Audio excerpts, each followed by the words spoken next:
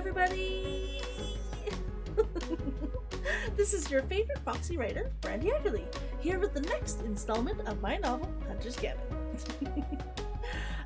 First, I'm going to say I am so sorry for not explaining why the novel took a hiatus, but the other parts of this channel didn't. I was feeling really down on myself, and depression was hitting hard. My first year anniversary came on YouTube, and that just didn't help. I felt like the channel was seeing no traction, and I was clearly a failure, even though that was obviously not the case. Fortunately, taking a few weeks off and having some time away from worrying about putting out the read along really helped my mental health. And now I'm back at it. That said, don't think I was just laying around doing nothing. I've been live streaming 3 to 4 times a week over on Twitch. I'm still doing a Sunday stream here on YouTube. I've also been working on new outfits for my Vtuber and putting more items up on my shop on Booth. I've been looking into how to get merch for people who want it. Hopefully more on that later. And putting a lot of time into figuring out how to live stream better and more effectively on both Twitch and YouTube. It's been a lot of work, but it's time I gladly sacrificed for the cause. That's it. We should probably get started now. Let me just pull up the book here. Perfect. And let's begin. The hole was large, more than a couple 100 feet across, easily. Asashi could see that it went nearly all the way to the cliffside before moving inland. There had been blessedly few trees in the area, but those that had been were now sticking out of the water in the hole. If they hadn't been dead before, they would die of water rot before the summer passed. No, she amended. They would be dead, and not of water rot. She could still smell a faint sourness in the air, and the water was cloudy, not just with dust and displaced sand. It had a whitish, opaque shade, as though it was from a hot spring. Most likely these plants wouldn't be used to the sulfur in the water and would be poisoned within weeks. Holy hell! Anna growled. What happened here? The ship couldn't have been sitting here for this long, could it? Under the ground? How would they even have gotten there? Isashi took a deep breath and rubbed her eyes again. She'd been trying to ignore the ship, hoping that it was some sort of illusion brought on by dust or ill sleep. But it wasn't. Half sunk, the ship was real. The left side of the deck was submerged, while the right was floating just above the water. The mast had been snapped, leaving an uneven hole in the middle of the deck. From 15 or 20 feet back, it couldn't be seen, hiding perfectly in the new lagoon. Something about the way the ship bobbed bothered Isashi, as if it were unconcerned about their presence, as if the ship couldn't care less who had come to see it in its failing glory. Near the center of the ship lay a blue Claris crab. It was thoroughly dead, which was a relief. They were difficult to kill, with thick armor covering most of their body. This one had been squished when the ceiling fell in. Isashi shook her head. This entire situation was impossible. That ship was old. Even from the top of the cliff, she could see the water damage the starboard side had taken, as if it had been floating for decades. I'll kill him, she muttered instead. It had to have been Richard's fault. Nothing like this had ever happened before he'd come to Hidan. What would Hibiko even say about this? Were there enough words? Isashi was a hunter, used to seeing weird things, and she was still flabbergasted. They're not here. Where could they be? Hana ignored her turmoil. At least it doesn't look monster-infested. We'd be seeing the ones that couldn't get out if it was. No monsters? What about that one? Hisashi pointed to the dead Claris crab laying on the deck. Claris crabs don't allow others to settle near them unless they're mating. Even then, they're only together for a week or two at the most. If we don't see the second one, then there wasn't a second one. Hisashi grumbled, though she couldn't deny that Hana was right. If nothing else, there would be no need to go down into the hole. The breeze changed direction, and a faint smell of dried ashes came to her. Isashi sniffed deeply. Yes, that was fire ash on the breeze. What have you got? Hana asked. Isashi put a finger in her mouth and then held it in the air. She pointed. Remnants of a fire. That way. You mean that someone survived this damage? Good enough for me. Let's go see who it was. It only took a few minutes to find what remained of the campsite. A small amount of garbage and a covered campfire.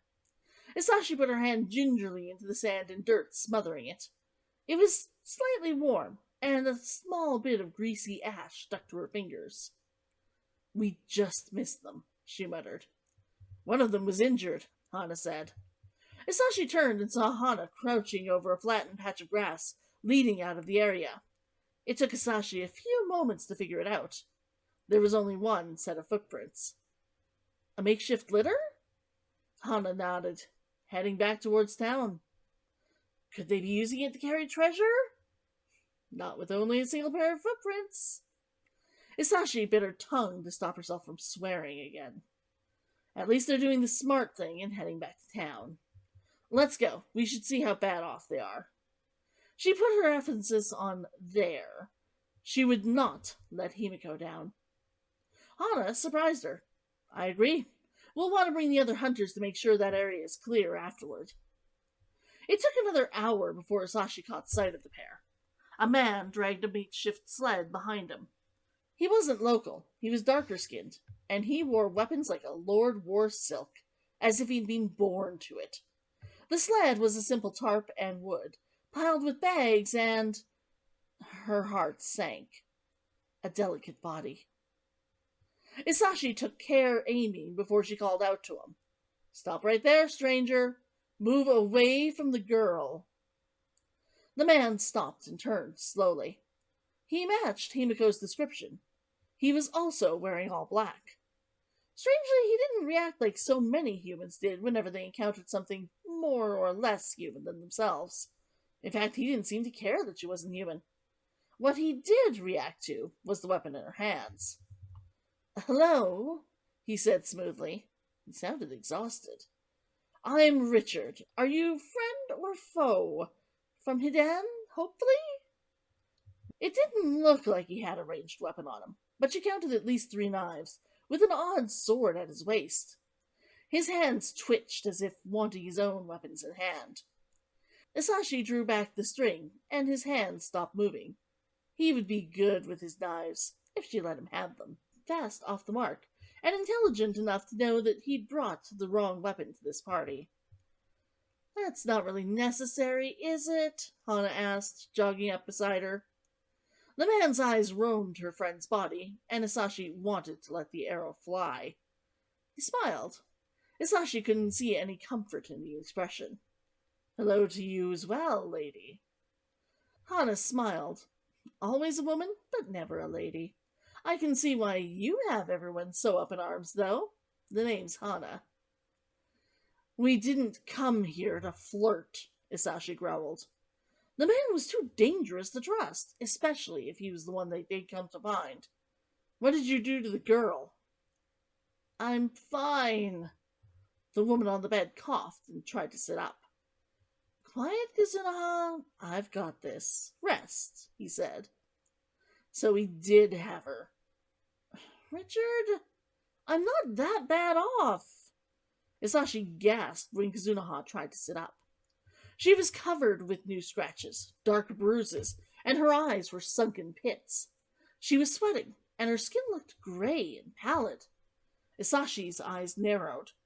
Kazunaha had been in his care, and she looked as though death would claim her at any moment. Kazunaha, what happened? Isashi said. Better to find out what the stranger had done to her, and then shoot him. It took Kazunaha too long to focus. Every second scraped at Isashi's patience. Isashi, is that you? Richard, help me up, she said. Richard laid the litter on the ground. Isashi released her arrow, drawing a second before her first had finished flying. The feather brushed across his cheek, landing far into the brush behind him. Richard understood the shot for what it was. A warning. If Kazunaha died, so would he. Richard narrowed his eyes in response and put up his hands. Hana went to Kazunoha. Isashi fretted, wondering how she would tell Himiko about this. Her friend had trusted her with this duty. She hadn't been fast enough. Her hands clenched around her bow. I don't think that will be necessary, Isashi. Her bandages aren't bloody, but the ones around her leg are... Phew. Infected, maybe? What happened?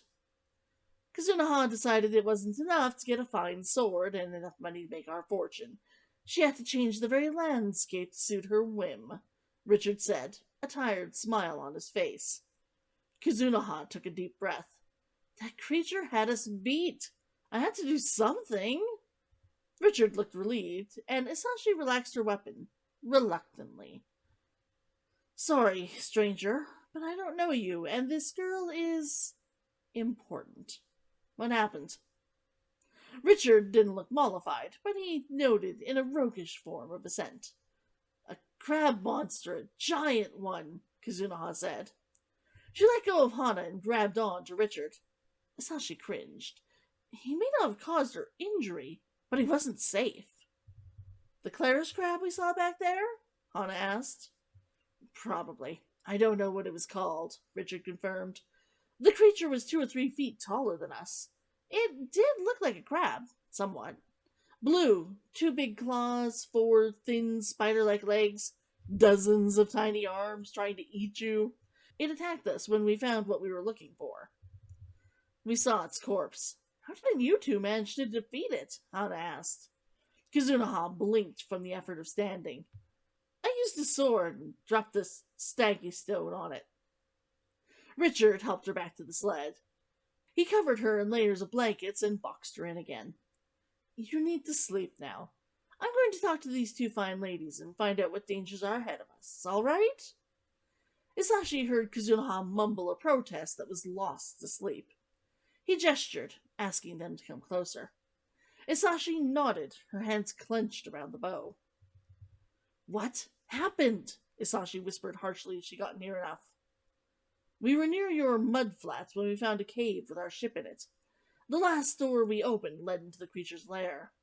When he attacked, Kazunoha hit upon the idea of climbing the mast and dropping a stalactite onto the creature.